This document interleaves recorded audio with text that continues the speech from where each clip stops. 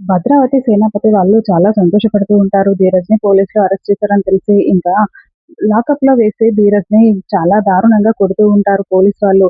అప్పుడే SI అక్కడికొచ్చి video call చేస్తూ భద్రావతి వాళ్ళకి ధీరజ్‌ని కొట్టేది చూపిస్తూ ఇష్టం వచ్చినట్టుగా కొడుతూ ఉంటారు.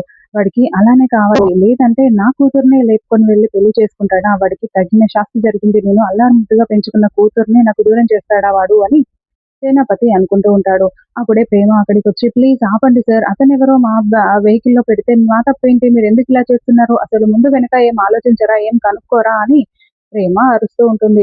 "చూడండి మేడం, ప్లీజ్ మేడం మీరిక్కడి నుంచి వెళ్ళిపోండి. మీరిక్కడ ఉండకూడదు" అని కానిస్టేబుల్ వాళ్ళు చెప్తూ ఉంటారు. ఇంకా ధీరజ్‌ని కొట్టకుండా ప్రేమ అడ్డుకుంటూ మీరు నేను చెప్పేది వినండి సార్. అది మాకు సంబంధం లేదు. అసలవి ఎక్కడి నుంచొచ్చాయో మాకు తెలీదు. మేమలా వెళ్తూ ఉంటే ఇలా జరిగింది అని ప్రేమ చెప్తూ ఉంటుంది. ఇంకా వీడియో కాల్‌లో ప్రేమని చూసిన సేనాపతి భద్రావతి, అయ్యో! ఇదేంటి మధ్యలో వెళ్ళింది? ఇప్పుడు దీనికేమైనా అవుతుందా? ఏం చేద్దాం? అని అనుకుంటూ ఆలోచిస్తూ ఉంటారు.